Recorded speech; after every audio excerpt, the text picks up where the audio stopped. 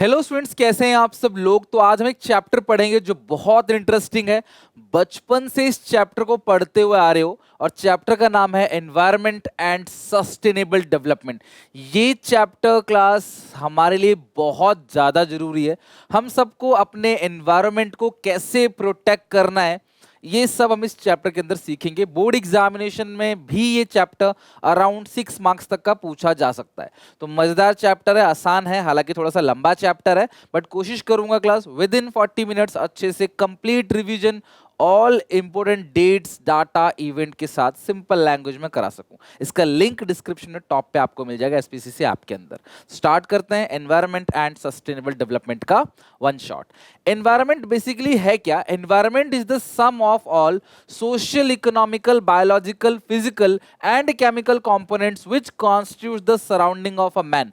हमारे आसपास सराउंडिंग में जो भी कुछ आपको देखने को मिल रहा है वो सारा का सारा क्या है? एनवायरनमेंट है।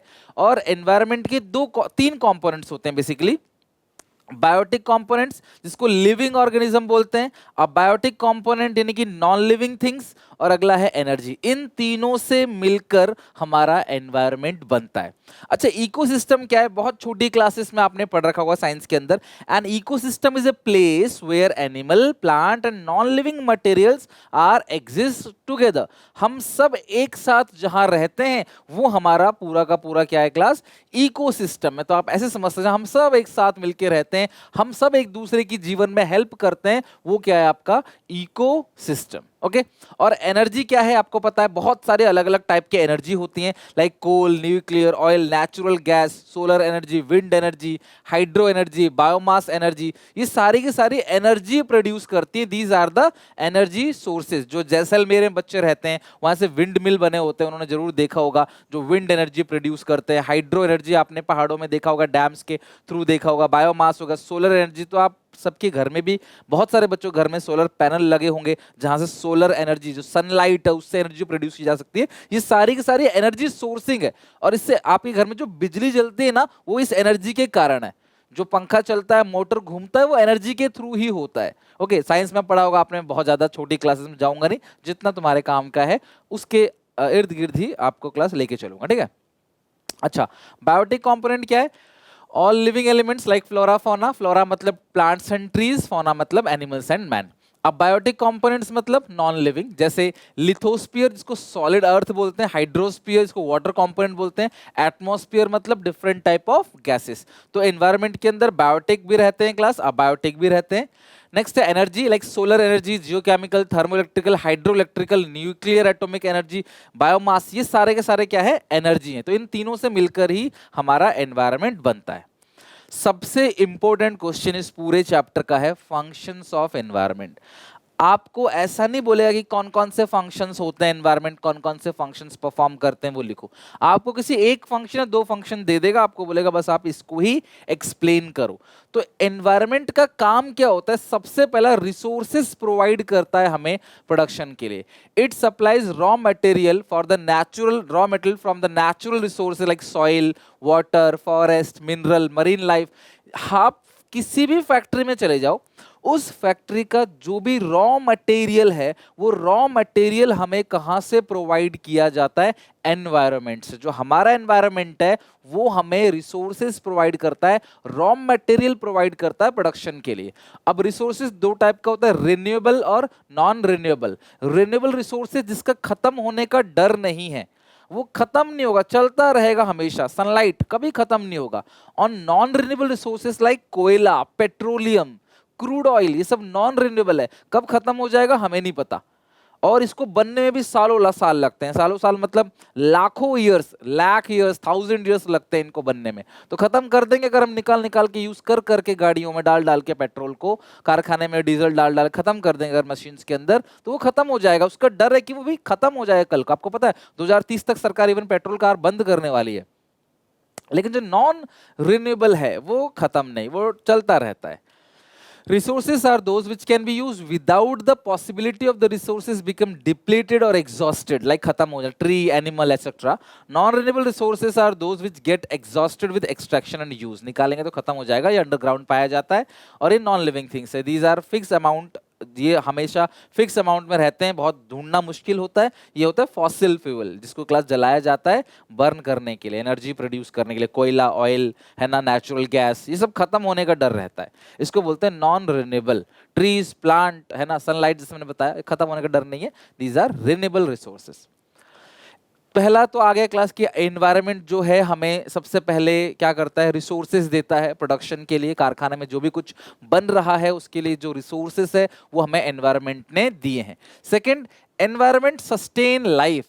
एनवायरनमेंट के अंदर सन आता है, सॉइल है, वाटर है, एयर है, और ये चारों चीजें बहुत जरूरी है जीवन व्यापन के लिए, which are necessities of life. Specially जो लिविंग ऑर्गेनिज्म है वो सरवाइव नहीं कर पाएंगे विदाउट दीज एलिमेंट्स। तो हमें लाइफ भी कौन देता है, इन्वायरमेंट देता है। अगर जनता बढ़ रही है तो कंजप्शन बढ़ेगा, कंजप्शन बढ़ेगा, प्रोडक्शन बढ़ेगा, तो वेस्ट जनरेट होगा। वो वेस्ट कहाँ जाएगा, सोचो, कूड़ा करकट कहाँ जाएगा। इतने लोग कूड़ा करकट, मान लो आप ही के घर पे अगर 5 दिन, बस 5 दिन मान लो कूड़ा वाला ना आए, है ना, या 2-4 दिन भी कूड़ा वाला ना आए, तो सोचो आपके घर पे कितना कूड़ा इकट्ठा हो जाएगा। क्या करोगे उस कूड़े का, बताओ, सोचो क्या करोगे उस कूड़े का। सोचो देश में कितने घर हैं, कितने लोग हैं, 800 करोड़ की जनता पूरे वर्ल्ड में, इवन डेटा इससे भी ज्यादा हो सकता है।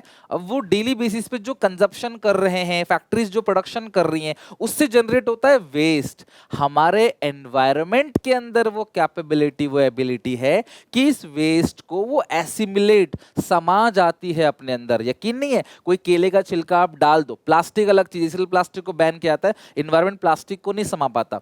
केले का छिलका, खाना पीना वेस्ट आप डाल दो कहीं भी, ठीक है, अब देखना 10 दिन, 15 दिन, महीने भर के अंदर वो मट्टी में मिल जाएगा, वहां से वो बिल्कुल गायब हो जाएगा। क्योंकि कीड़े मकोड़े, डिकम्पोजर्स जो होते हैं ना, पढ़ा होगा आपने, वो खाने लग जाते हैं उसको। वो एनवायरनमेंट ही खत्म करता है उसको, उसको हमारा एनवायरनमेंट ही क्या करता है, एंड करता है। तो environment assimilates waste, production and consumption activity generate waste, this generates a lot of garbage, और जो एब्जॉर्ब कौन करता है, हमारा एनवायरनमेंट। चौथा, environment enhance the quality of life. हमारा जो एनवायरनमेंट है ना, वो हमारी क्वालिटी ऑफ लाइफ को भी इनहेंस करता है, यानी कि उसको बढ़ाता है। हमारा जो एनवायरनमेंट है ना, चाहे वो ग्लेशियर्स हो, ट्रीज हो, माउंटेन्स हो, रिवर्स हो, फॉरेस्ट हो, ये देखो ना, ये ब्यूटी ऑफ नेचर है। लोग यहाँ पे जाते हैं, सेलिब्रेट करते हैं, एंजॉय करते हैं, पीस ऑफ माइंड मिलता है, रिलैक्स करते हैं, चिल करते हैं, और समझते हैं कि भाई क्या है लाइफ। तो इन्वायरमेंट ना हमें क्या करता है, लाइफ देता है। ये सारे क्लास जो नेचर है, अगर ये इन्वायरमेंट है, ये नेचर है, इसी वजह से क्लास क्या करते हैं हम लोग, इन सारी चीजों को देख पाते हैं। तो इनहेंस करता है हमारी क्वालिटी ऑफ लाइफ को। तो environment enhance quality of life. Environment includes land, forest, ocean, mountains and desert. Desert class, people enjoy the beauty of these elements. Such elements helps in improving the quality of life.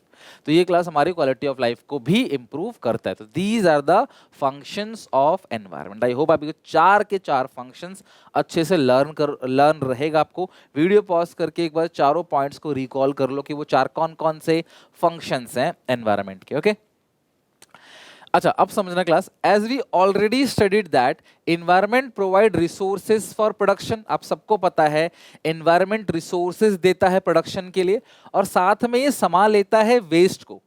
हमें resources खुद दे रहा है, उस resources से हम production कर रहे हैं, और उसके बदले हम वेस्ट दे रहे हैं। एनवायरनमेंट हमें देता है रिसोर्सेज, और हम एनवायरनमेंट को क्या देते हैं, वेस्ट। अब एनवायरनमेंट उस वेस्ट को भी एसिमुलेट कर लेता है। क्यों हम चांद पे जाने की बात करते हैं, क्यों मार्स में घर बसाने की बात करते हैं, क्यों पानी ढूंढ रहे हैं यहाँ वहाँ दूसरे ग्रहों पे जाके, अपने ग्रह को ही अब अच्छा क्यों नहीं बनाते। अगर इसको ही अच्छा बना लेंगे तो यही हमारा हैबिटेट बन जाएगा, यही हमारी सबसे अच्छी जगह है रहने की। अर्थ बहुत सुइटेबल है जिंदा रहने के लिए, तो अपने अर्थ को तो हम बिगाड़ते चले जा रहे हैं, वेस्ट जनरेट करते चले जा रहे हैं, और दूसरे ग्रह पे जाके हम लोग ढूंढ रहे हैं, जमीन पानी खोज कर रहे हैं। यहाँ सब कुछ है, उसको हम पॉल्यूट करते जा रहे हैं। थोड़ी सी देखना, मतलब दो मुहा बात है, डाइकोटोमी है, राइट। सो हम वेस्ट जनरेट करते हैं और एनवायरनमेंट उस वेस्ट को समा जाता है। This is called carrying capacity. Due to this carrying capacity environment sustain life and it also enhance the quality of life. We must ensure that exploitation of resources does not exceed the regeneration of resources. जो हम resources का exploitation कर रहे हैं ना, जो resources को waste कर रहे हैं, वो उतनी तेजी से हम वेस्ट ना करें कि वो रीजनरेट ही ना हो पाए। और and generation of waste does not exceed, और इतना वेस्ट नहीं जनरेट करेंगे कि क्लास इन्वायरमेंट उसको अब्सॉर्व नहीं कर पाएगा। जितना भी वेस्ट हम जनरेट करते हैं ना, उसको अब्सॉर्व करने की जो शक्ति है इन्वायरमेंट की, उसको बोलते हैं absorption capacity. So that environment is not polluted. When this is not so, अगर आपने ऐसा नहीं किया कि पॉल्यूशन ज्यादा कर दिया, जो वेस्ट है वो ज्यादा जनरेट हो गया, रीजनरेशन से ज्यादा आपने वेस्ट जनरेशन कर दिया, तो भैया इन्वायरमेंट जो है फिर बाकी जो फंक्शंस हैं लाइक सस्टेन लाइफ और क्वालिटी ऑफ लाइफ। अब ग्लेशियर है, हम इन्वायरमेंट को पॉल्यूट करते चले जा रहे हैं, तो ये जो ग्लेशियर्स है वो क्या हो रहे हैं, पिघल जा रहे हैं। अब ये जो क्लास बर्फ दिख रही है पानी के ऊपर, जो ग्लेशियर्स है, ये आज से 100 साल बाद में भी ना दिखे अगर ऐसे ही हम बर्फ को पिघलाते चले गए। और इवन पानी का स्तर इतना बढ़ेगा कि पता है पानी कितना है, पृथ्वी, पूरी पृथ्वी डूब सकती है पानी से। थोड़ी सी जगह में हम लोग रहते हैं, बहुत थोड़ी सी जगह में, और ज्यादातर जगहों में जंगल है, थोड़ी जगहों में हम लोग रहते हैं, बाकी सब में पानी भरा पड़ा है। तो सोचो क्लास कि अगर बर्फ पिघला तो क्या होगा, पूरी दुनिया डूब जाएगी। तो इससे इन्वायरमेंटल क्राइसिस आएगा, राइट। चलो next, absorption capacity means ability of environment to absorb degradation. तो जो भी हम लोग डिग्रेडेशन कर रहे हैं उसको कितना अब्सॉर्ब करेगा, जो वेस्ट हम जनरेट कर रहे हैं उसे कितना अब्सॉर्ब कर सकता है, उसकी कैपेसिटी। कैरिंग कैपेसिटी, कितना बोझ धरती का ये सह सकता है। Carrying capacity indicate the maximum limit up to which ecosystem can support the existence of population. जनता को कितना समा सकता है, क्या कैपेसिटी, कितना कैरी। जैसे 5 लीटर की बोतल के अंदर 5 लीटर पानी ही आएगा, उससे ज्यादा डालोगे तो क्या वो निकलेगा। तो यहाँ पे इंसान जो होगा, अगर एक्सिस पॉपुलेशन आएगा तो इंसान जो है वो मतलब कि अलग अलग तरीके से उसकी जान जाएगी, वेदर खराब होगा, ह्यूमन डेवलपमेंट जो है वो नहीं हो पाएगा, loss of habitat, old age, नए नए डिजीजेस आएंगी, लोग बीमार पड़ेंगे, ठीक है, predators and hunting, starvation and accidents, नई नई बीमारियां आने लग जाएंगी। तो जनता का अगर बोझ बढ़ेगा तो इन्वायरमेंट में नई नई प्रॉब्लम्स आने लग जाएंगी और लोगों की अकाल मृत्यु होने लग जाएगी। तो ये है आपका कैरिंग कैपेसिटी, कितना कैरी कर सकता है environment.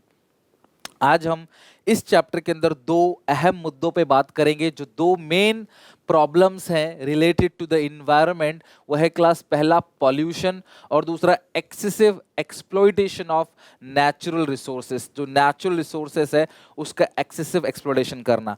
Damodar valley is one of the India's most industrialized region. Pollutants from the heavy industries along the bank of the Damodar river are converting into ecological disaster। Class ये Google पे search करके देखना कि किस तरीके से क्लास दामोदर वैली में disaster है ड्यू टू दिस, ठीक है, ड्यू टू क्लास पॉल्यूशन। अगर क्लास इंडस्ट्री जहां पे आएंगी, कारखाने बनेंगे, सारा वेस्ट, दिल्ली में देख लो यमुना का क्या हाल कर रखा है, पूरा नाला जैसे बना रखा है, राइट। चलो एक एक करके बात करते हैं। अब ये छोटी क्लासेस में आपने पढ़ा होगा तो मैं बहुत डीप नहीं जाऊंगा इसके ऊपर, ना ही ये एग्जामिनेशन के पॉइंट ऑफ व्यू से बहुत ज्यादा इंपॉर्टेंट है, ये छोटी क्लासेस का है, बट आपको पढ़ाया इसलिए जाता है कि आपको अवेयरनेस रहे, आपको पता रहे, है ना, कि भाई क्या है एनवायरनमेंट, हमें क्यों पॉल्यूशन नहीं करना चाहिए, कितना जरूरी है शुद्ध हवा, है ना, और स्वच्छ पानी हमें कितना ज़्यादा जरूरी है, आप समझ सकते हैं। हर चीज़ से, बड़े बड़े घर, बड़ी बड़ी गाड़ियाँ, लग्जरी गोल्ड, है ना, ज्वेलरी, इन सबसे ज़्यादा जरूरी है हवा पानी। अगर हवा ही दूषित हो गया, पानी ही दूषित हो गया, भैया फिर ना कर पाओगे कुछ भी, ध्यान रखना।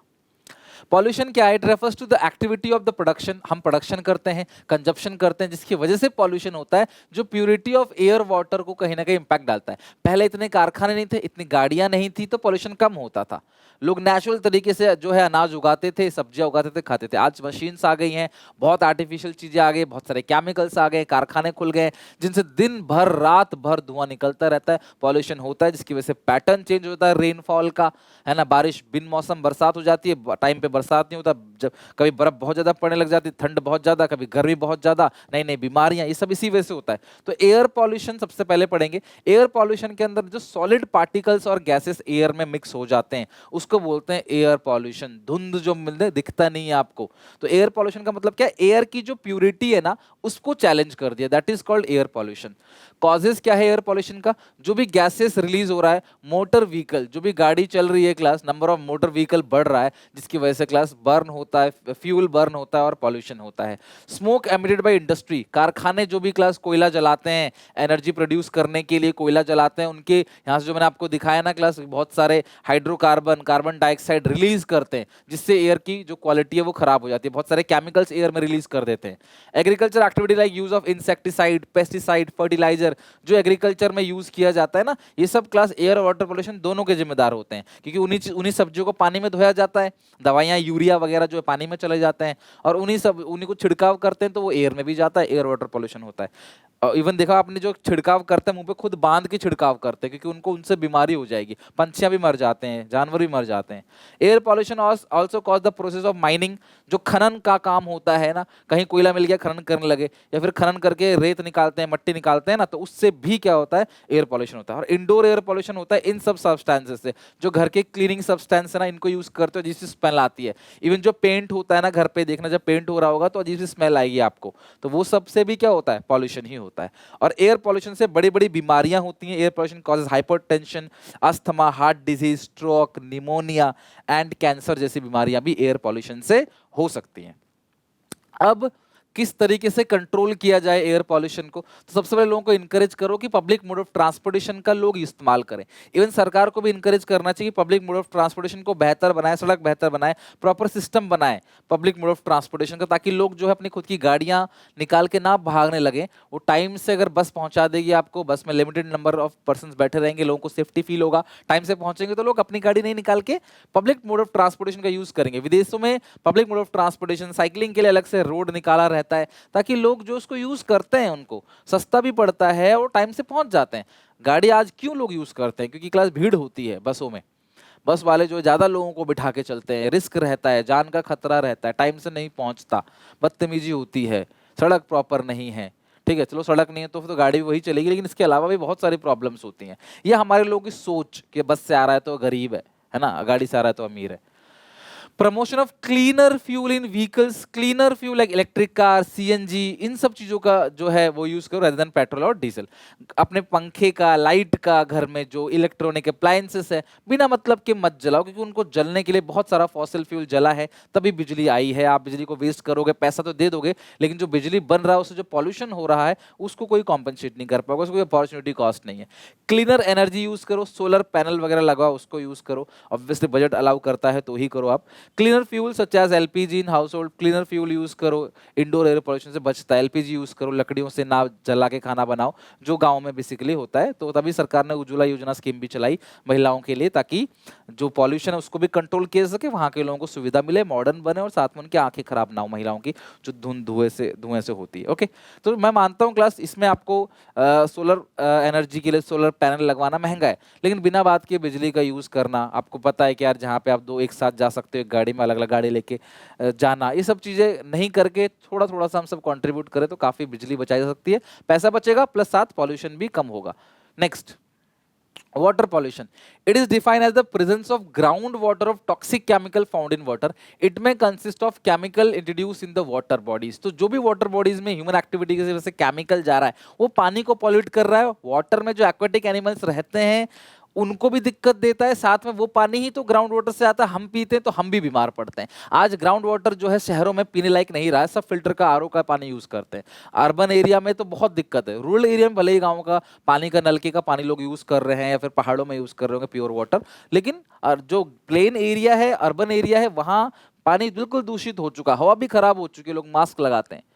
तो ये सारी प्रॉब्लम हमने खुद क्रिएट करी है। कॉजेज ऑफ वाटर पोल्यूशन क्या है, घर की नालियों से सीधा नदियों में क्लास बहा देना वेस्ट को, जो कंपनी वाले हैं सारा इंडस्ट्रियल वेस्ट देखो ऐसे बहा देते हैं, झाग सा बन जाता है ना, और ये देखो सारा इंडस्ट्रियल वेस्ट जो है वो पूरा पानी में बहा देते हैं। और इवन क्लास जो छिड़काव का काम किया जाता है इंसेक्टिसाइड पेस्टिसाइड खेतों में, उसकी वजह से, और फार्मर सारे वेजिटेबल्स जिनमें क्लास दवाइयाँ केमिकल लगे होते हैं उनको धो देते हैं पानी में, और उसकी वजह से भी वाटर पोल्यूशन होता है, जिसकी वजह से hepatitis B, typhoid, diarrhoea, cholera, rotavirus जैसी बीमारी देखने को मिलती हैं। अगला है noise pollution. Noise pollution is also known as environmental noise और साउंड और क्लास और sound pollution with harmful impact on the activity of human or animal life. The sources of outdoor noise worldwide is mainly caused by the machines. आमतौर पे शोर कहाँ से आता है, machines, transport and million of vehicles जिनके अंदर loud horns लगे होते हैं, नॉइज जनरेटिंग इंजन्स होते हैं, और एक्सिस नॉइज से hypertension, irritation, here loss, slip disturbance जैसी बीमारियां भी हो सकती है। तो ये सब क्लास नॉइस पॉल्यूशन है, इससे भी क्लास बहुत दर्द, इसलिए कई कई कंट्री में ना हॉकिंग बिल्कुल बैन होता है कि आप हॉकिंग मत करो, हॉर्न ना बजाओ। अब इंडिया में देखो थोड़ा सा जाम लगता है, भैं भां पौ पौ, और कुछ लोग तो भाई बुलेट में, जो पंजाबी मुंडे होते हैं भाई, वो तो बुलेट में पता नहीं क्या लगवा लेते साइलेंसर में, फट फट आवाज करते हुए चलती है, हॉर्न ऐसा बजाते हैं कि आगे वाला उछल जाए। समझ रहे हो बात को? तो यार इस तरीके से चीजें होती हैं, जोक सपाट, इस तरीके से चीजें होती हैं जिसकी वजह से नॉइस पॉल्यूशन भी देखने को मिलता है। ठीक है, सेकंड, तो पहला तो हमने देख लिया air pollution, water pollution, noise pollution किस तरीके से हमारे एनवायरनमेंट को इंपैक्ट डाल रहा है। सेकंड है एक्सेसिव क्लास, एक्सेसिव यूज करना नेचुरल रिसोर्सेज को, जिसके अंदर सबसे पहली चीज देखो, नेचुरल रिसोर्सेज जितने भी हैं, लाइक फॉरेस्ट है, मिनरल है, सॉइल है, ये सारी चीजें हमारी इकोनॉमी को भी ग्रो करता है और ये हमारे लाइफ लाइफ के लिए भी जरूरी है। और हम लोग इस नेचुरल रिसोर्सेज को ना पूरी तरीके से वेस्ट करते जा रहे हैं। किसी भी कंपनी में प्रोडक्शन करने के लिए फिजिकल कैपिटल और नेचुरल कैपिटल और ह्यूमन कैपिटल तीनों जरूरी है। फिजिकल कैपिटल यानी कि मशीनरी, ह्यूमन कैपिटल हम लोग, आप लोग, ठीक है, ह्यूमंस, और नेचुरल कैपिटल मतलब नेचुरल रिसोर्सेज। अब हम पेड़ काट के पेपर्स बना रहे हैं, फिर उन पेपर्स पे लिख रहे हैं कि पेड़ काटना मना है। आप समझ रहे हो? यानी कि हम जंगलों को काट रहे हैं, ये ही है class excessive exploitation of natural resources. अब इन जंगल को काटने के बदले कोई दूसरा हम लोग कोई उसका डेप्रिसिएशन नहीं उसका लगा पा रहे। मशीन्स अगर हम यूज करते हैं तो मशीन की वैल्यू कम होती है, उतने पैसे जोड़ते हैं ताकि नई मशीन को ला सके। जंगल काट रहे हैं तो दूसरा जंगल नहीं बनाते कहीं पे हम, तो सिर्फ हम यूटिलाइज कर रहे हैं रिसोर्सेज का। अब सोचो जंगल खत्म हो जाए एक टाइम पे, मशीन्स में पेड़ एक दिन में क्लास, एक दो दिन में अगर मशीन्स चाहें तो जंगल का जंगल साफ कर देंगी, लेकिन दूसरा जंगल उगने में एक दो दिन का समय नहीं लगेगा।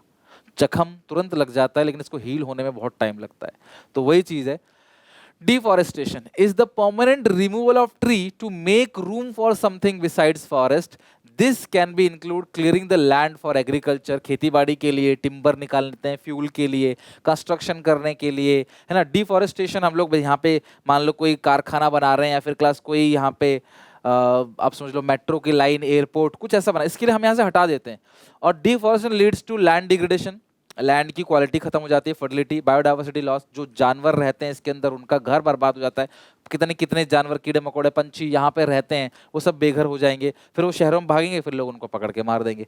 इकोलॉजिकल इम्बैलेंसेस और साथ में एयर पॉल्यूशन भी होता है। इकोलॉजिकल इम्बैलेंस मतलब अगर मान लो कोई एक जानवर, जैसे मैंने आपको 10th चैप्टर जब पढ़ाया था पहली बार तब बताया था कि जो माओ जेडोंग साहब ने स्पैरो, है ना, जो बुरैया होती है चिड़िया, उनको मार दिया, और उनको मारने के बाद जो ग्रास होपर्स है ना, जो टिड्डी दल है, उन्होंने क्या करा क्लास पूरा का पूरा, अब वो आजाद हो गए, उनको मारती थी चिड़िया, चिड़िया को मार दिया आपने, उनको कौन मारेगा, फिर उन्होंने फसल को चरना चालू कर दिया। तो इकोलॉजिकल इम्बैलेंस, आप किसी एक को, अगर चूहे को आप मार दोगे तो फिर बहुत सारे जो है चूहे जैसे ही मरेंगे ना, तो भाई सांप लोग फिर क्या खाएंगे, फिर उनको दिक्कत आ जाएगी। तो ये इकोलॉजिकल इम्बैलेंस, अब एक को अगर मार दोगे, डियर खत्म कर दोगे, तो फिर शेर भी मर जाएंगे बेचारे, शेर किसको खाएंगे फिर, है ना। तो ये बचपन में पढ़ा होगा आपने। तो डिफॉरेस्टेशन से प्रजाति विलुप्त हो जाती है। सेकेंड है डिग्रेडेशन ऑफ लैंड, यानी कि बंजर जमीन। डिग्रेडेशन ऑफ लैंड मतलब सॉइल की फर्टिलिटी, सॉइल के अंदर एक फर्टिलिटी होती है, एक शक्ति होती है जिससे क्लास पौधे को खाना मिलता है, तो वो खत्म हो जाना, this is called degradation of land. Degradation refers to decline in overall quality of soil, water or vegetation condition commonly caused by human activity. Land degradation is a global challenge that affect everybody through food insecurity and higher food prices. अगर सोचो फसल ही नहीं उगेगा तो भैया खाने पीने की चीजें तो भैया मशीन नहीं बनाएंगी ना। भाई अनाज तो इसी से आता है, अनाज इसी से आता है। जमीन ही अगर की उपज खत्म हो जाएगी तो अनाज कैसे उगेगा, फिर हम भूखे मरेंगे। हमें अनाज बहुत महंगा मिलेगा, अनाज खरीदने के लिए भाई हम महंगी महंगी घर, महंगी गाड़ी, महंगी ज्वेलरी खरीदे ना खरीदें, महंगे फोन खरीदे ना खरीदें, अनाज तो जरूरी है, हम उसको तो खरीदेंगे चाहे जो भी रेट मिलेगा। अगर महंगा मिलेगा तो भूखे थोड़ी मर जाएंगे, कोई सब्स्टिट्यूट नहीं है, खरीदेंगे। तो फूड इनसिक्योरिटी भी होगी और हायर फूड प्राइसेस भी होगा अगर लैंड डिग्रेडेशन होता है। क्यों होता है लैंड डिग्रेडेशन? सॉइल इरोजन, तेज हवा चलती है ना जब, सॉइल के ऊपर की जो फर्टिलिटी का एरिया रहता है, मतलब जिसके अंदर बेसिकली नाइट्रोजन, फास्फोरस, पोटेशियम, ये सब चीज रहता है जो पौधे को उगने के लिए जरूरी है, उनका खाना समझ लो आप, वो उड़ जाता है। जब वो उड़ जाएगा तो भैया वहां पे फिर पौधे उगेंगे ही नहीं अच्छे से, कीड़े मकोड़े चर जाएंगे उसको। ओवर ग्रेजिंग, जानवरों को चरा दिया आपने, बहुत ज्यादा जानवरों ने अगर चर लिया जिस जमीन पे, वहां भी खेती बड़ी अच्छे से नहीं होती। फर्टिलाइजर और पेस्टिसाइड का एक्सेस छिड़काव करने से भी जो वो जमीन है वो खराब होता है। ग्राउंड वाटर को आपने निकाला तो भी ड्राइनेस रह जाएगा, इस तरह से बंजर जमीन हो जाएगा। और क्रॉप रोटेशन भी अगर प्रॉपर तरीके से नहीं किया आपने, इम्प्रॉपर क्रॉप रोटेशन भी सॉइल की फर्टिलिटी को इम्पैक्ट डालता है, और इन सब से लैंड डिग्रेडेशन होता है। बायोडाइवर्सिटी लॉस, जंगल में आग लग जाएगी, प्रजाति विलुप्त। अभी लॉस एंजलिस में अगर आपने न्यूज़ सुना हो, ठीक है, बहुत दुखद घटना है कि आग लग गई और पता नहीं कितने लाखों लोग जो है वो बेघर हो गए। रिसोर्सेस जो है, जान बहुत ज़्यादा नहीं गई लेकिन फिर भी कुछ लोगों की जान भी चली गई। तो लेकिन वहाँ पे सोचो अगर कोई जानवर रह रही है, कोई प्रजाति रह रही है, आप वो पूरा, इससे पहले ऑस्ट्रेलिया में आग लगी थी, तो फिर जानवर क्या हो गए थे भाई, विलुप्त हो गए। क्या, कहाँ जाएंगे बेचारे, बिल्कुल गायब हो जाएंगे। बर्फ खत्म कर दोगे पानी के अंदर तो पेंगुइन्स बेचारी कहाँ जाएंगी, समझ रहे हो। तो बायोडाइवर्सिटी लॉस का मतलब क्या है, किसी भी प्रजाति का विलुप्त हो जाना, disappearance of class different type of species, अलग अलग स्पीसीज, चाहे एनिमल हो चाहे क्लास ट्री हो प्लांट हो, वर्ल्ड वाइड में वो गायब हो जाना, मिलेगा ही नहीं।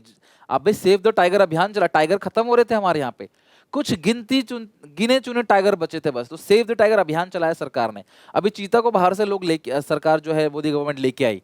तो here are the following reasons of biodiversity loss. Biodiversity loss के क्या क्या रीजन है। पहला, पॉपुलेशन, सबसे मेन चीज है क्लास, पॉपुलेशन बढ़ेगी तो, सॉरी, पॉल्यूशन अगर बढ़ेगा, पॉपुलेशन भी है, ऐसा नहीं कि पॉपुलेशन रीजन नहीं है, पॉपुलेशन भी है। जनता बढ़ेगी तो जंगलों को खत्म करेगी ना, बोलेगी जानवर नहीं रहेंगे हम रहेंगे, तो हो गए ना प्रजाति का विलुप्त। तो पॉल्यूशन भी मेन रीजन है, पॉल्यूशन की वजह से वो रह ही नहीं पाते। Greenhouse effect leads to raise in temperature, temperature बढ़ता है, ग्लोबल वार्मिंग होती है, जिसकी वजह से जो है जानवरों का रहना जो है वो क्या हो जाता है, स्पेसिस टू बहुत मुश्किल है रहना। और पॉपुलेशन ग्रोथ, जो मैंने बताया क्लास, ओवर कंजप्शन होगा, उनको जमीन चाहिए रहने के लिए। नेक्स्ट है ग्लोबल वार्मिंग। अब ग्लोबल वार्मिंग क्या है, ध्यान से समझना, नाम से पता पड़ रहा है global warming. Global warming is a gradual increase in the average temperature of earth. गर्मी, अब होता क्या है, ये है अर्थ, ठीक है, और हम बहुत सारे कंपोनेंट्स हैं जो हम यूज करते हैं, लाइक क्लोरोफ्लोरोकार्बन, गाड़ियों के क्लास, कार्बन डाइऑक्साइड यहाँ से इंजन से जो धुआं रिलीज होता है, इस तरीके से चिमनीज हैं, बड़े बड़ी मशीनरीज हैं, पेट्रोल इंजिन्स हैं, है ना, और जंगल काटना, ये सारी चीजों से क्या होता है, एटमॉस्फेयर में एक परत बन जाती है जो सनलाइट को नीचे तो आने देती है, वापस ऊपर नहीं जाने देती, जिसकी वजह से वो क्या होता है, ये जो लेयर है, इस लेयर में क्या होता है, भारी मात्रा में गर्मी हो जाती है, इसी को बोलते हैं ग्लोबल वार्मिंग। और ये होता किस वजह से है, ग्रीन हाउस गैसेस की वजह से, लाइक मीथेन, कार्बन डाइऑक्साइड, ये सारी चीजें। Among the greenhouse gases, the increase in carbon dioxide in atmosphere is the main sources of global warming. Global warming data आ सकता है, ग्लोबल वार्मिंग के लिए सबसे ज्यादा जो रेस्पॉन्सिबल है वो कौन सा गैस है, कार्बन डाइऑक्साइड। कहाँ से आता है, कहाँ से रिलीज होता है कार्बन डाइऑक्साइड, क्लास जितनी भी जहाँ पे बिजली बनाई जा रही है, बिजली घर है ना, इलेक्ट्रिसिटी जहां प्रोड्यूस हो रहा है, वहां से सबसे ज्यादा कार्बन डाइऑक्साइड रिलीज होता है, फिर गाड़ियों से, ठीक है, उनके इंजन से। Green house gases cause green house effect, इसी इफेक्ट को बोलते हैं ग्रीन हाउस इफेक्ट। सनलाइट आने तो देती है लेकिन ऊपर नहीं जाती, जैसे गाड़ियों में गर्मी में आप गाड़ी को बंद करके कहीं चले जाओ, अब जब दोबारा गाड़ी में बैठने जाओगे तो गाड़ी के अंदर ना भपका हो जाता है, वो यही ग्रीन हाउस इफेक्ट की वजह से होता है। Primary greenhouse gases in earth atmosphere से water vapour, carbon dioxide, methane, nitrous oxide, ozone, but the major source is carbon dioxide 80%, सोचो 80%, फिर मीथेन, लेकिन मीथेन जो है मोर पावरफुल होता है as compare to carbon dioxide. Major source of carbon dioxide is power plant, burning of fossil fuel for the purpose of generation of electricity, even गाड़ियों में भी फॉसिल फ्यूल जो कोयला नहीं, पेट्रोल जलाया जाता है। Currently surface temperature 0.2 degree Celsius से हर 10 साल में बढ़ रहा है। 1950 से कंटिन्यू ऐसा देखा जा रहा है, गर्मी के दिन गर्मी की रात बढ़ते चले जा रहे हैं और सर्दियों के दिन और सर्दियों की रात घटते चले जा रहे हैं। ग्लोबल वार्मिंग के कॉजेज क्या क्या हैं, टेम्परेचर बढ़ेगा, गर्मी बढ़ेगी, सी लेवल जो है वो बढ़ेगा क्योंकि क्लास बर्फ पिघलने लग जाएगा, नई नई कैलेमिटीज आएंगी, फ्लड, फेमाइंस, हीट वेव आपने देखा होगा आए दिन, गुजरात, केरला, उड़ीसा, ठीक है, तमिलनाडु, इन सब जगह क्या होता है, फ्लड आने लग जाते हैं, इवन महाराष्ट्र में भी। ग्लेशियर मेल्टिंग, ग्लेशियर पिघलेगा, ब्यूटी खत्म हो जाएगी नेचर की, नई नई बीमारियां पनपेंगी, और ग्लोबल वार्मिंग से मच्छर भी बहुत ज्यादा पनपते हैं, गर्मी में देखना मच्छर पनपते हैं हीट से, और दूसरा जो मरीन लाइफ है वो भी इंपैक्ट आएगा, उसको भी नुकसान होगा। These are the class consequences of global warming.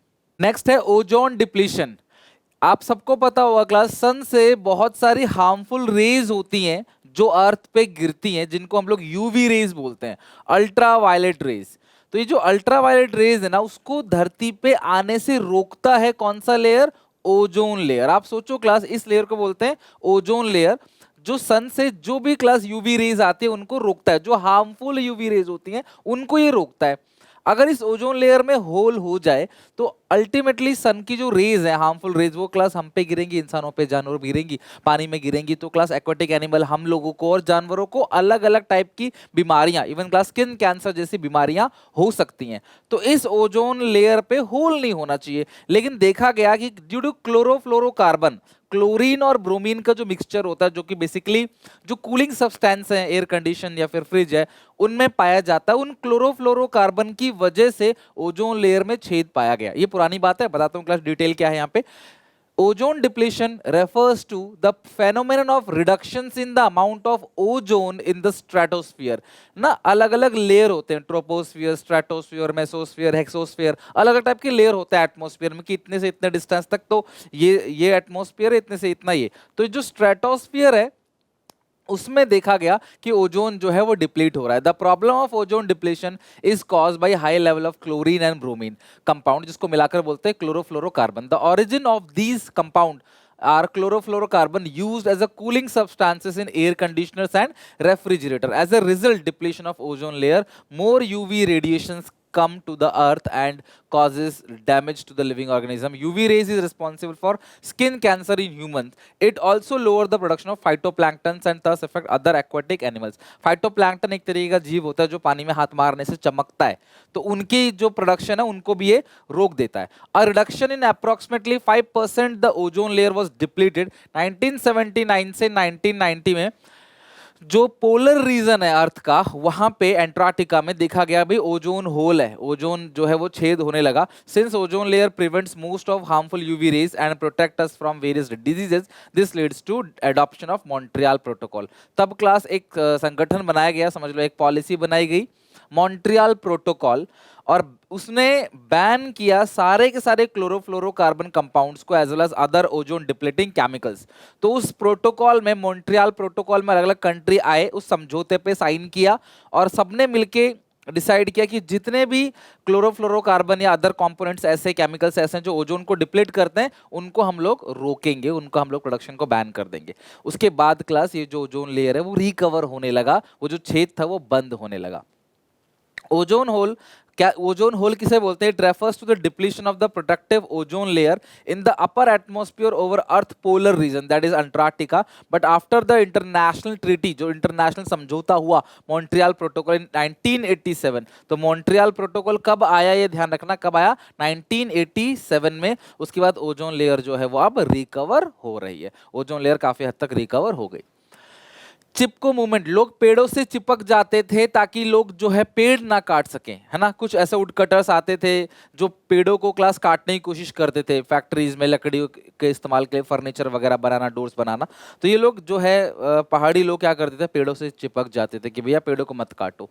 एक तरीके से नॉन वायलेंस जो है दिखाया कि मारना पीटना कुछ नहीं है, बस आप पेड़ों को मत काटो, हमें काटो पहले। इसको बोलते हैं Chipko Andolan, Chipko movement. The Chipko movement और Chipko Andolan social movement that practice the methods of satyagraha, non violence resistance. This is mainly done through the act of hugging trees to protect them from being cut down.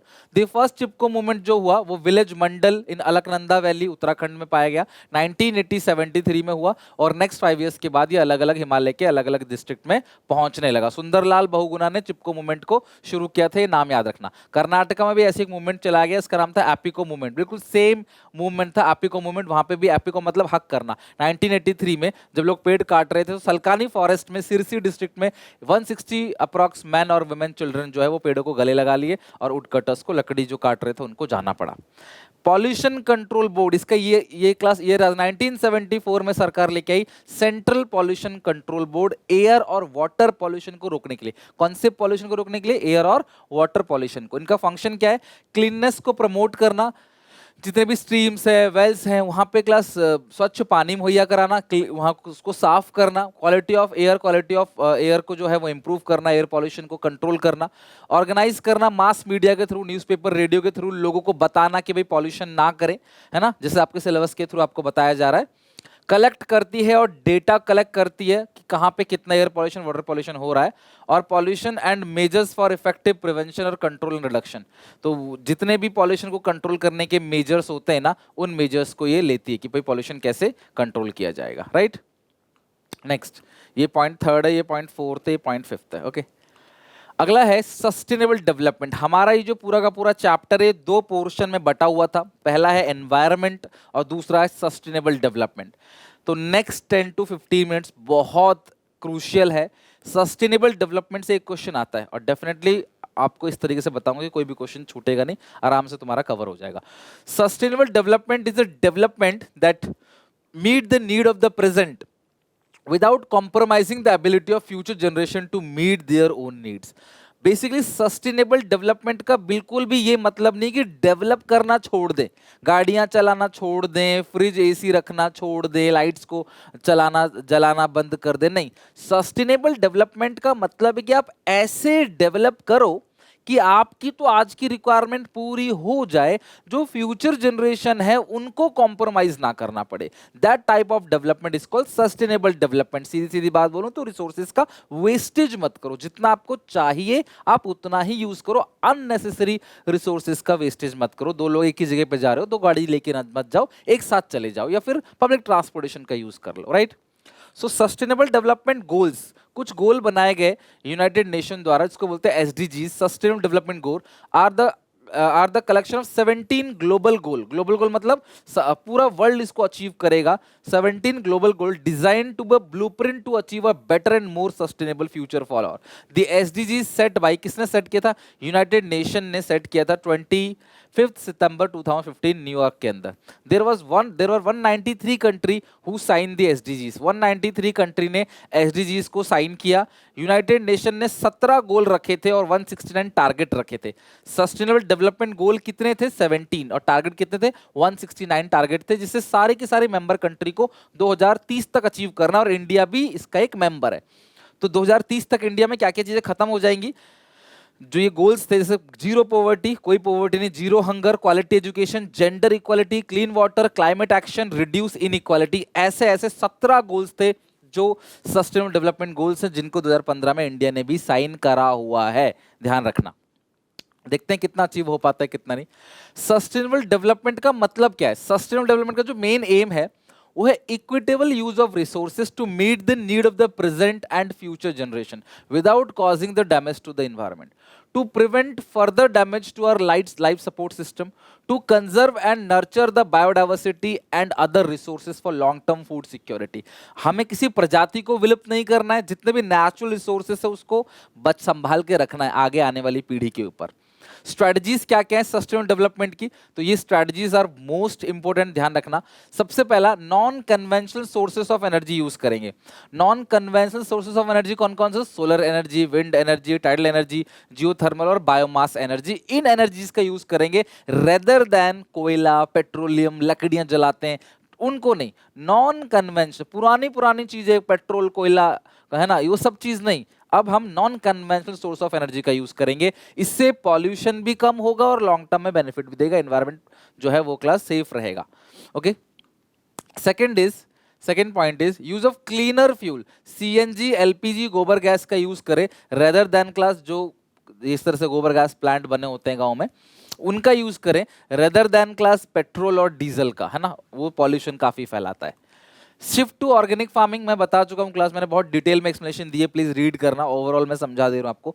Organic farming मतलब natural तरीके से। Soil health की हम बात करेंगे, ना कि plant health की। हम ये देखेंगे कि सॉइल हेल्थ अच्छी रहे ताकि लंबे समय तक हम प्लांट्स जो है उगाते रहे, रेदर देन एक बार प्रोडक्शन बढ़ाओ लेकिन प्लांट सॉइल हेल्थ खराब हो जाए, तो ऐसा नहीं होगा। धीरे धीरे क्लास, यानी कि सॉइल हेल्थ की बात करते हैं। ऑर्गेनिक फार्मिंग में नेचुरल तरीके से ग्रीन मैन्योर का यूज करते हैं, insecticide, pesticides, fertilizer, dangerous chemical का यूज खेतीबाड़ी में नहीं करते। नेचुरल तरीके से क्लास जो है हम सब्जियां उगाते हैं। तो excessive use of chemical fertilizer, insecticides and pesticides has raised the crop but at a cost of soil fertility. Crop तो बढ़ाएगा लेकिन soil fertility का loss होगा, which means a loss of production capacity for future generation, जो कि नहीं करना है. These chemicals also move to rivers and canal, जिसकी वजह से water pollution भी होता है. People eat those vegetables and suffer from various diseases. Farmers should switch over to the organic farming, which focus as soil health rather than plant health. Organic farming avoid the use of chemical fertilizer, pesticides, insecticide, etc. and rely upon crop rotation, animal dung या manure. And organic farming method can increase farm productivity and repair decades of environmental damages. Farming without pesticide is also better for nearly bird and animals as well as people who live close to the farms. तो organic farming का use करना चाहिए. Mini hydel plant लगाना चाहिए, यानी कि जो भी माउंटेन रीजन्स है ना, वहां पे जो हाइडल प्लांट है ना, छोटे छोटे हाइडल प्लांट जो हैं वो लगाना चाहिए. मिनी हाइडल प्लांट लगाना चाहिए, क्योंकि पहाड़ों पे बेसिकली क्या होता है कि बहुत सारे झरने हर जगह मिल जाते हैं. तो वहां पे हाइडल प्लांट लगाओगे जो पानी से बेसिकली बिजली बनाता है, मोटर घुमाता है पानी के प्रेशर से, तो वहां पे आसपास के लोगों की जो रिक्वायरमेंट है वो पूरी हो जाएगी. कि वहां पे तार वार लगाना, ट्रांसमिशन टावर जो होते हैं ना, वो सब जो रेलवे में देखते हो आप, जब ट्रेन से गांव जाते हो तो रास्ते में लगे होते हैं ट्रांसमिशन टावर टाइप के जो लगे होते हैं, वो सब चीजें जो है बड़ा मुश्किल होता है पहाड़ों में लगाना, प्लेन जगह नहीं होता इसलिए. In mountain regions, streams can be found almost everywhere. Mini hydel plant use energy of such streams to move turbines, and the turbine generate electricity. The generation, अब electricity कैसे बनाई जाती है वो तो आपने छोटी क्लास में पढ़ा होगा, मैं वहाँ डिस्कस नहीं करने वाला. This generate enough power to meet local demand. Moreover, large scale transmission towers and cables जो है वो suitable नहीं है, वहाँ पे नहीं लगा सकते. जैसे मैंने कहा क्लास, इंडिया में कई जगह जहाँ तेज हवाएं चलती हैं उस जगह पे क्लास विंड पावर यानी कि विंड मिल बनाए जाते हैं. In areas with the speed of wind is usually high. Wind mills can provide electricity without any adverse impact on the environment. Environment को कोई नुकसान नहीं पहुंचाएगा. विंड टरबाइन घूमेंगे, उससे क्लास इलेक्ट्रिसिटी का प्रोड्यूस होगा. इनिशियल कॉस्ट बहुत हाई होती है, लेकिन लॉन्ग रन में क्लास ये कॉस्ट रिकवर हो जाएगा. ठीक है, तो देखो इस तरीके से क्लास ये लगता है. पता है कितने बड़े बड़े होते हैं ये, मतलब आई थिंक ये कुछ 150-200 फीट के होते हैं. सोचो, मतलब इंसान 6 फुट का होता है, ये 150-200 फीट का होता है, समझ लो 150-200 फुट एवरेज बता रहा हूँ. इससे बड़े बड़े भी होते हैं, देखने में ऐसा छोटा सा लग रहा है, छोटा पंखा नहीं, बहुत बड़े बड़े और बहुत ऊंचाई पे लगे होते हैं. ठीक है, नेक्स्ट है ट्रेडिशनल नॉलेज.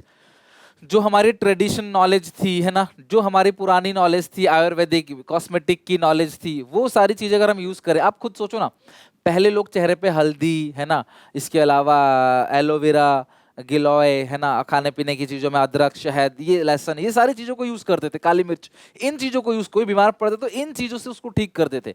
जो एरोमिक मेडिसिनल प्लांट होते हैं, तुलसी हो गया, इनसे लोगों को ठीक किया जाता था. तो फिर दवाइयाँ आ गई, कॉस्मेटिक के अलग अलग प्रोडक्ट आ गए, और फिर बाद में क्या हुआ, हमने इन प्रोडक्ट को यूज करना चालू कर दिया, तो बाद में फिर ये उस पे आ गए कि हम जो है हल्दी डाल के दे रहे हैं इस पैकेट के अंदर, इस प्रोडक्ट के अंदर एलोवेरा है. तो ये पहले तो हम वही चीज यूज कर रहे थे, फिर आपने केमिकल पे लिया, फिर केमिकल से वापस आप उस पे लेके आ रहे हो कि हम यही चीज दे रहे हैं आपको. तो बहुत घुमाते हैं. ट्रेडिशनल नॉलेज अगर आप रखोगे ना, traditional Indian people has been close to their environment. Traditional knowledge is valuable not only to those who depend on their daily lives but also modern industry, agriculture as well. Many widely use products such as plant based medicine, health product, cosmetic are derived from traditional knowledge. People use handicraft which contributes to the sustainable development. तो ये चीजें हमारे environment को नुकसान नहीं पहुंचाती, ना हमारी बॉडी को नुकसान पहुंचाएंगे, और चीजें लंबे समय तक क्लास रहेंगी भी, अगली जनरेशन को भी उससे फायदा मिलेगा.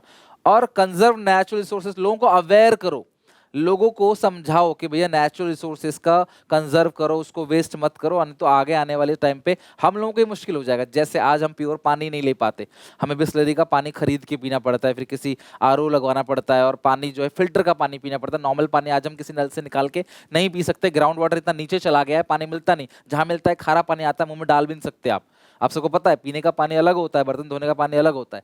तो एक समय था क्लास जहाँ पे हम किसी भी नल से पानी निकाल के पी सकते थे. आज हमने पानी दूषित कर दिया, तो हमारी जो आने वाली जनरेशन है उनको पता भी नहीं लगेगा कि फ्री में पानी भी कभी मिलता था. इसी तरीके से हवा दूषित कर रहे हैं, आने वाली जनरेशन जो है वो फ्री हवा, शुद्ध हवा नहीं मिल पाएगा उन लोगों को. ठीक है, तो इस तरीके से हमें लोगों को अवेयर करना है. Sustainable natural resources conservation is a process of rational use and skillful management and preservation of the natural environment with all its resources. By providing environmental education, लोगों को environment के लिए बारे में समझाएंगे, उनको educate करेंगे कि resources को कैसे conserve करना है, single use plastics को avoid करना है, solar panel लगवाना है है ना, non conventional sources of energy का यूज करना है, रिसोर्सेज का वेस्टेज नहीं करना, इलेक्ट्रिसिटी का वेस्टेज नहीं करना, हम लोग गाइड करेंगे तो इससे काफी फायदा होगा और सस्टेनेबल डेवलपमेंट की तरफ हम लोग एक कदम और बढ़ा पाएंगे। और लोगों के सिलेबस में भी डाला जाता है, इन्वायरमेंटल स्टडीज कई सारे कॉलेज में कंपलसरी भी है ताकि बच्चे पढ़ें इन्वायरमेंट के बारे में, बहुत जरूरी है। यूज ऑफ पब्लिक ट्रांसपोर्ट बहुत सिंपल सा बताया क्लास, एक गाड़ी में इतने सारे, एक बस में इतने सारे लोग आ गए, जबकि इतनी सारी गाड़ी के अंदर इतने सारे लोग आए हैं, तो ये बिल्कुल अच्छा पैटर्न नहीं है। कितना तेल फूकता है क्लास इसमें, कितना कॉस्ट जाता है, भीड़ लगता है, और सबसे बड़ी चीज पॉल्यूशन होता है। जबकि यहाँ पे देखोगे क्लास, एक गाड़ी से शायद इतना पॉल्यूशन ना हो, तो ये चीज है। लेकिन हाँ, सड़क भी उस हिसाब से होनी चाहिए ऑब्वियसली, कंट्री को डेवलप करना चाहिए ट्रांसपोर्टेशन सिस्टम इस तरीके से कि लोगों को ऐसी प्रॉब्लम जो है वो ना देखने को मिले।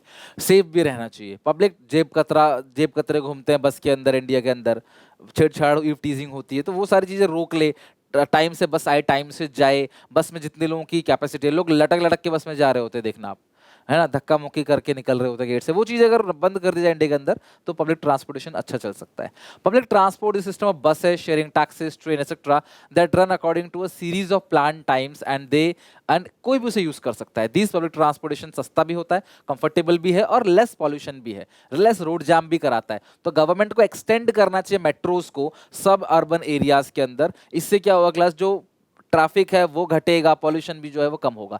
इंडिया में 22 कार है 1000 लोगों के पास, 1000 लोगों के पास 22 कार है, 1000 में से 22 लोगों के पास, इसका मतलब समझ सकते हो अराउंड कार है।